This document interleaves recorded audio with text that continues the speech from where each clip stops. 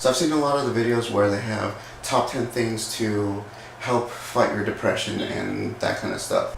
The problem I found with those videos is that they usually include things like doing stuff with other people, either going out with your friends, joining a group, or joining a class. And while that's all in good, I always think maybe that's for people that aren't really feeling that bad at that time. Because doing something like starting a class is not even close to anywhere on my mind if I ever feel like that. I usually find it hard enough to make it to the bathroom, let alone call someone. And plus, I'm also very much an introvert. I don't really like hanging out with people. I do have friends, but I wouldn't really call them my big support structure. With that being said, this is not 10 things to help with your depression. This is 10 things to make the time with depression not as shitty. Number 1 is listen to sad music. I know that kind of seems the opposite of what you should be doing, but really listening to sad music, you can make it so that your whole environment is really brought down to your level, so it doesn't seem like everybody else but you is having a great time. It kind of puts a little bit of some sadness goggles over your head, and that can actually really help when you feel, especially like during the holiday season, when you feel like everybody is happy, everybody is faking happiness and all this shit. You listen to sad music and suddenly everything seems like it's down to your level. I've got a playlist on Google Play. Make yourself a Spotify account. There are some radio apps there are some apps where they have playlists specific for moods. Go ahead and find some and put a ridiculous name. My playlist on Google is, I think it's Go Kill Yourself playlist, something like that. Make something sad so that it brings everything down to your level.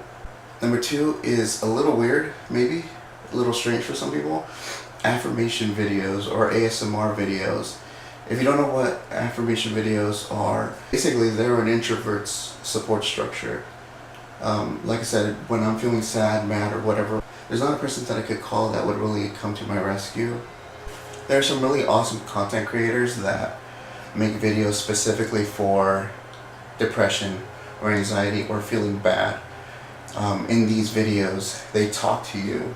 They talk to the camera, you being the camera, and tell you things like, it's gonna be okay, or I understand how you're feeling, and I've felt that way before, and you're not alone. You know, they really make you feel, I mean, so it might seem a little weird watching these kinds of videos, or ASMR. ASMR, if you don't know, is, I mean, it's like, have you ever gone to a barber shop or something? I actually happened today. So, you know, clippers are close to your ears, or there's a certain sound, and then it kind of gives you that sort of, I don't know, pea shiver kind of thing. That's what ASMR is, and there's an entire community focused on giving you that sort of interesting feeling.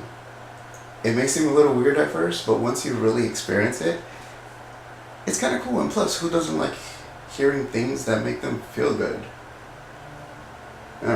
Number 3, browse Reddit. There are so many subreddits out there that have good positive messages. There's a great GIF that I found on Reddit, and that's a GIF of a Pomeranian getting a haircut, and it's adorable. But create an account specifically made for things that make you feel good. With all the shitty, terrible news all the time, everywhere, it's nice to have some good news, like our uplifting news, or humans being bros, or animals being bros, or whatever. Just good content that, you know, if you're done with the world and you're in bed and you have your phone with you, the beauty of the internet is you can consume content at a lightning speed. So good news, cute picture. And doing this enough times will just get into your head, and instead of those intrusive, terrible thoughts that are penetrating into your head, you know, cute puppy, cute girl holding a cute puppy, you know, things like that. Number 4 might be a little weird. It's force yourself to take a shower. I know that if I'm laying in bed for days on end, I just start feeling a little gross. And then you feel bad for feeling gross, and then just a vicious cycle. One of the good things about shower is that it just, whether it's a hot shower or a cold shower, it just feels like you just wash everything away. And then, yeah, if you want to go back into bed, go for it. Who fucking cares? Just wash it all off. And it might not make you feel refreshed, but it might make you feel less shitty. And at the end of the day, that's better than nothing. Number 5 is read or watch something depressing, which is kind of like number 1, except with your eyes. Watching something sad or reading about something sad, especially about characters that are suffering from depression or something like that, gives you moments of relatability. So a while ago, I was at my local comic book store and a cover caught my eye. And after just flipping through it for a little bit, it was crazy because I related to the character so much. Honestly, at some point, I did actually go, this seriously is what's going on in my life. Some of the characters even have the same names. And I was like, this book was written for me. As selfish as that sounds, or as conceited as that sounds, it was a really, really good book. That book is called Little Depressed Boy. It's a great comic book. I'll link it in the description. Check it out. It's just amazing and great art. Great fan following as well. Number 6 is forcing yourself to go for a walk. You know, if you were able to go and force yourself to take a shower, force yourself to go for a walk. It doesn't matter if that walk is around your house, around your bedroom.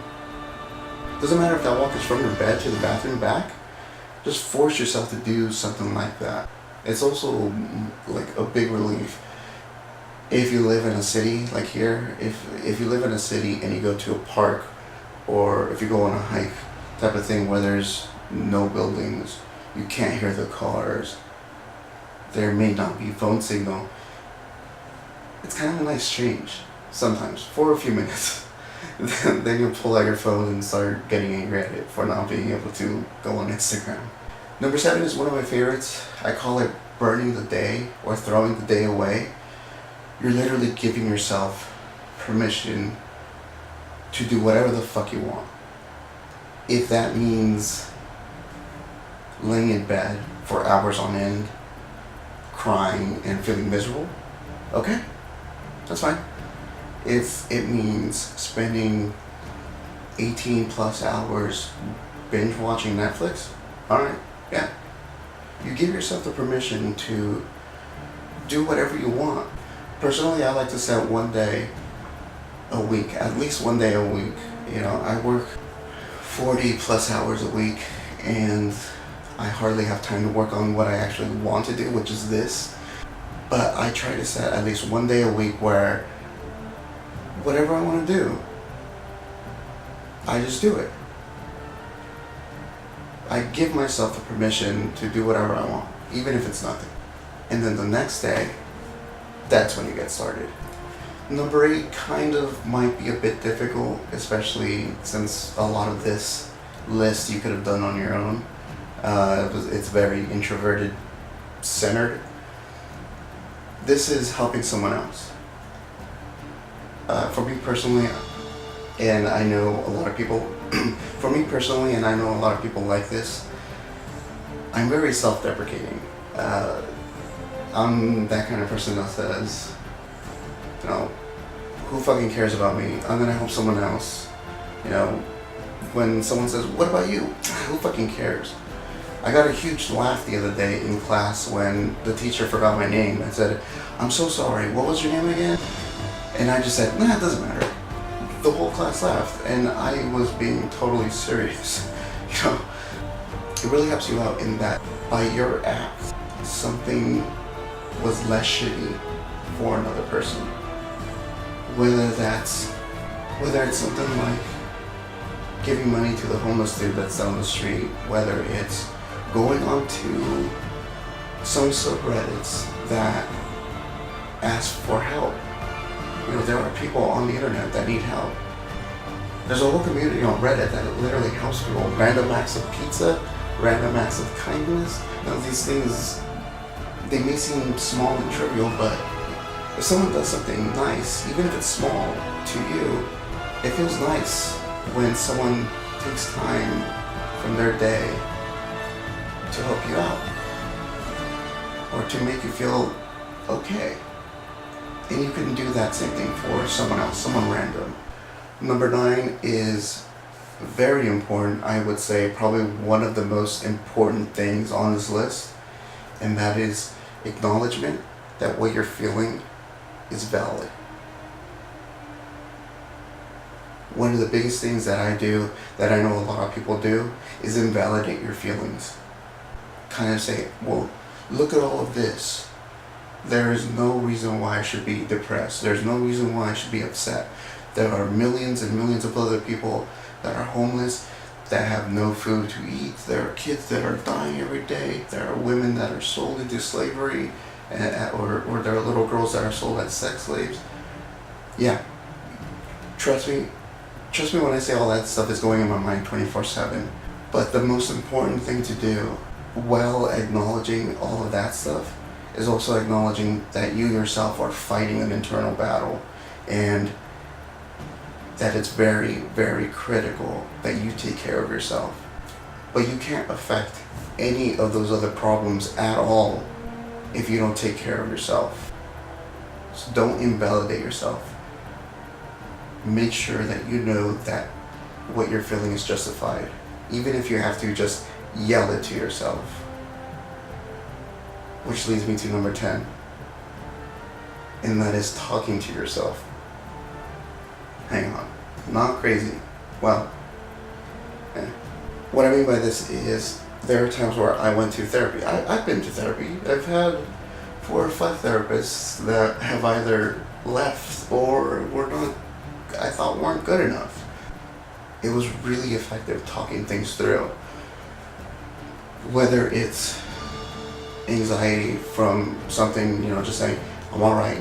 I acknowledge that I'm really anxious right now because of whatever reason. But you know what? I'm getting through this.